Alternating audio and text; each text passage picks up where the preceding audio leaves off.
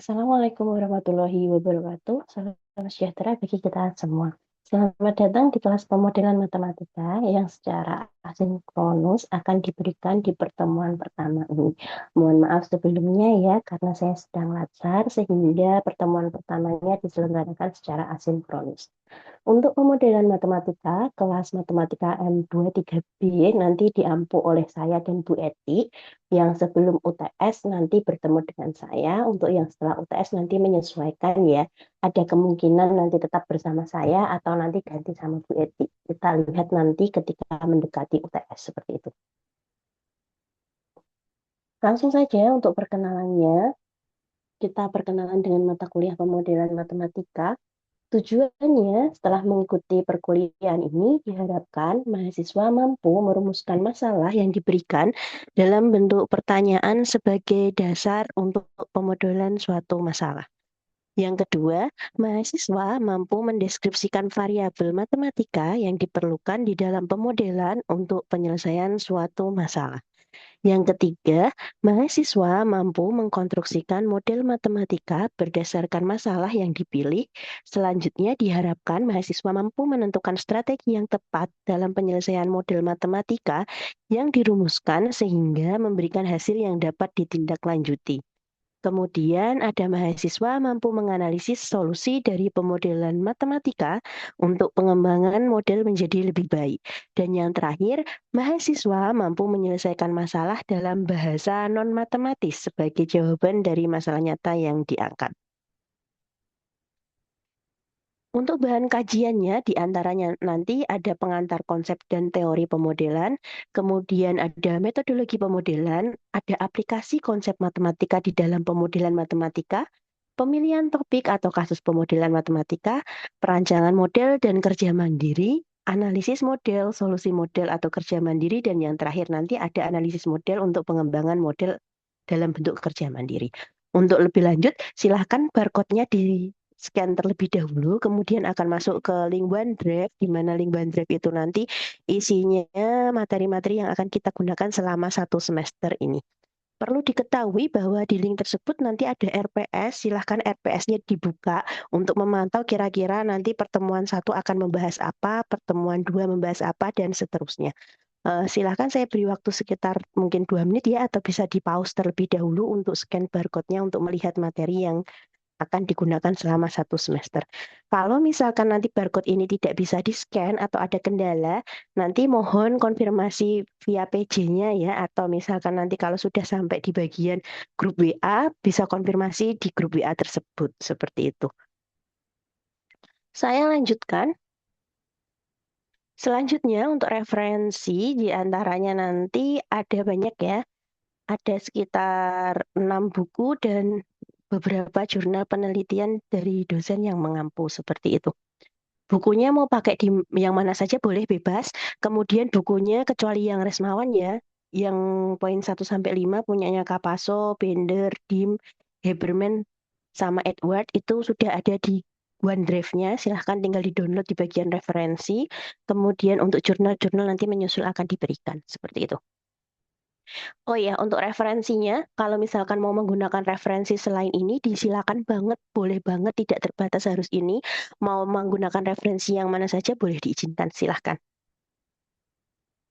Selanjutnya untuk kriteria penilaian, karena ini pemodelan matematika dalam modeling, kalau misalkan tidak praktek, itu nanti kemampuan untuk modelingnya agak berkurang seperti itu, sehingga dibutuhkan latihan berupa praktek itu sendiri. Nah, sehingga kriteria penilaiannya sebagai berikut.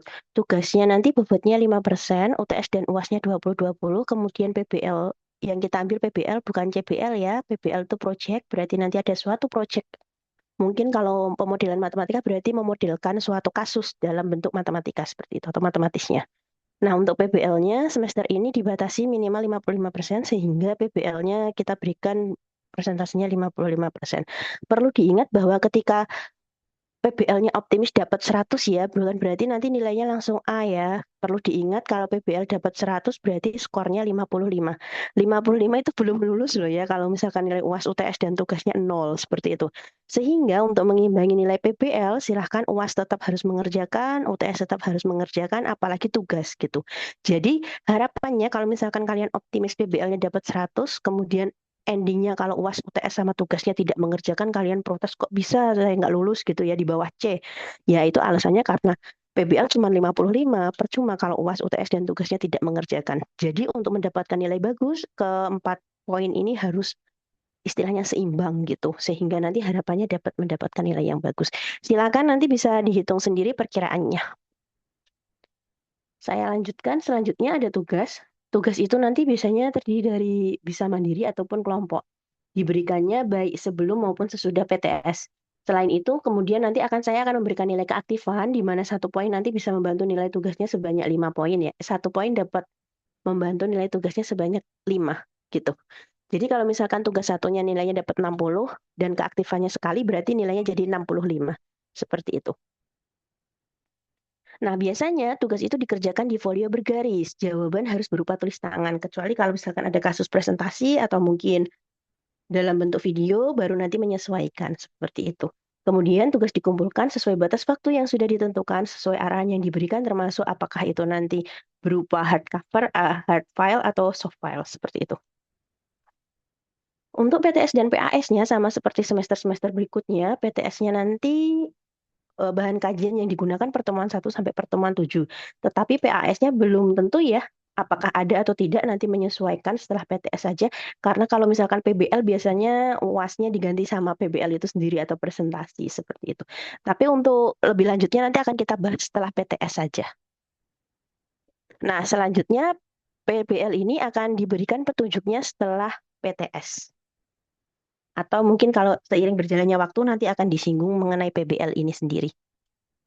Untuk aturan kuliahnya, beberapa aturan kuliah yang kita anut selama kelas offline, kira-kira nanti sebagai berikut. Toleransi terlambat masuk kelasnya 15 menit, baik saya ataupun kalian sama-sama 15 menit ya. Kemudian tunggu sebentar. Nah, untuk toleransi terlambat masuk kelas 15 menit ini, baik saya maupun mahasiswa nanti ataupun kalian, bagi yang terlambat 15 menit tanpa keterangan, nanti silakan boleh, istilahnya kalau saya yang terlambat, kalian boleh pulang gitu ya, kalau tanpa pemberitahuan. Kecuali kalau dengan pemberitahuan, maka nanti kita sepakati sesuai dengan pemberitahuan. Begitu juga sebaliknya, kalau kalian misalkan terlambat 15 menit sebelum pemberitahuan, berarti silahkan untuk tidak mengikuti kelas hari ini, berarti presensinya dianggap tidak hadir ya, atau nol, dan silahkan keluar kelas seperti itu. Kita belajar sama-sama disiplin seperti itu. Kemudian selanjutnya,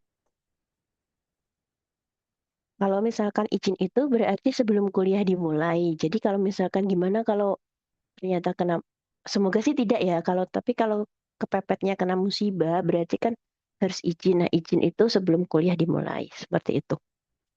Kemudian kita belajar selain disiplin belajar tentang kejujuran sehingga tidak menerima titik presensi ya. Nah, untuk titik presensi nanti akan diberikan nilai presensi tidak hadir jika tersangka mengaku. Apabila tidak mengaku berarti nanti yang kena satu kelas. Jadi di sini harapannya silahkan datang kalau misalkan kalian kuliah, dan jujur kalau misalkan tidak hadir ya sudah tidak usah presensi seperti itu. Nah, di kelas offline biasanya nanti handphonenya dikumpulkan semua termasuk handphone saya ya. Nah, tetapi karena handphonenya dikumpulkan, kalau misalkan suatu saat butuh sesi foto materi, maka akan diberikan izin misalkan PC-nya untuk memoto materi di whiteboard-nya seperti itu. Sudah seperti yang sudah disinggung, berarti selama kuliah offline berlangsung dilarang menggunakan HP ya, termasuk saya. Jadi kita belajar bijak menggunakan gadget karena tidak selamanya kita bergantung dengan gadget. Ada waktu tertentu di mana gadget itu harus kita ikhlaskan gitu ya, sehingga nanti dalam sesi belajar kalau tidak memerlukan gadget, kita simpan dulu gadgetnya atau kita kumpulkan gadgetnya bareng-bareng. Tetapi kalau memang diperlukan gadgetnya, nanti tetap dipakai seperti itu. Kemudian kalau misalkan nyontek, dan ada laporan nyontek gitu ya ketika ujian, maka kalian akan dapat surat cinta dari saya, tulisannya terima kasih saya tidak mengoreksi seperti itu. Dan otomatis nilainya akan diberikan sanksi nilai 0, kalau PTS berarti PTS-nya 0, kalau PAS kalau ada ya kayak tapi kemungkinan tidak ada PAS karena ada PBL tadi seperti itu. Atau tugas misalkan nyontek gitu, berarti nanti tugasnya dapat skor 0 seperti itu.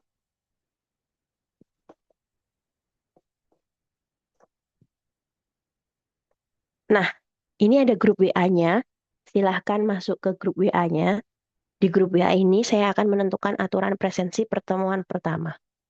Aturannya yang pertama, silahkan masuk ke dalam grup WA dengan barcode ini. Jika mengalami kendala barcode-nya, silahkan menghubungi PJ-nya supaya PJ-nya bisa menghubungi saya kalau ada kendala. Seperti itu. Setelah masuk ke dalam grup WA, silahkan ketik pesan di grup tersebut, formatnya nama lengkap, NIM, dan kemudian kesan pesannya. Kesan pesannya contohnya tidak mengalami kendala. Kalau misalkan mengalami kendala barcode, mungkin bisa bilang barcode-nya berkendala atau grup WA-nya berkendala. Kemudian kalau mengalami kendala lain atau misalkan masih bingung PBL itu apa sih gitu boleh silahkan eh, tuliskan nama, NIM, kemudian komentar seperti itu. Komentarnya bisa berupa keterangan sudah jelas, bisa berupa komplain tentang barcode dan lain sebagainya yang perlu dikomplain silahkan, ataupun pertanyaan mungkin ada arahan dari pengenalan ini yang belum jelas seperti itu. Nah, setelah komen, berarti yang komen itu dianggap presensi di pertemuan satu. Bagi yang tidak komen, berarti dianggap tidak mengikuti atau tidak melihat video, dalam artian berarti tidak mengikuti kuliah asinkronus ini, seperti itu. Silahkan ya, kalau ada yang mau ditanyakan, boleh ditanyakan di grup WA saja. Nah, sekarang komandan penting atau kalian biasanya nyebutnya PJ ya dalam mata kuliah pemodelan matematika kelas M23B ini adalah Kak Azhara Putri Andayani dengan NIM-nya yang terakhir 50 ya, angkatan 23. Kemudian mohon bantuannya Kak Azhara selama 1 semester ini mungkin sering sering berkoordinasi dengan saya seperti itu. Silahkan kami tunggu mahasiswa, kakak-kakak mahasiswa semua bergabung di grup WA bersama saya dan Bu Eti. Kemudian semua info materi dan soal tugasnya atau latihan, kuis, nanti akan dikirimkan via grup WA. Arahan-arahan pentingnya nanti akan dikirimkan via grup WA. Demikian perkenalan mata kuliah tentang pemodelan matematika hari ini. Selanjutnya akan dilanjutkan ke langsung materi pertemuan 1 tentang pengertian pemodelan dan contoh-contohnya di video selanjutnya. Terima kasih atas perhatiannya. Jika mengalami kendala, silahkan diizinkan bertanya di grup WA. Selamat belajar. Sampai jumpa di lain kesempatan. Saya akhiri sekian. Wassalamualaikum warahmatullahi wabarakatuh. Salam sejahtera bagi kita semua. Sampai jumpa.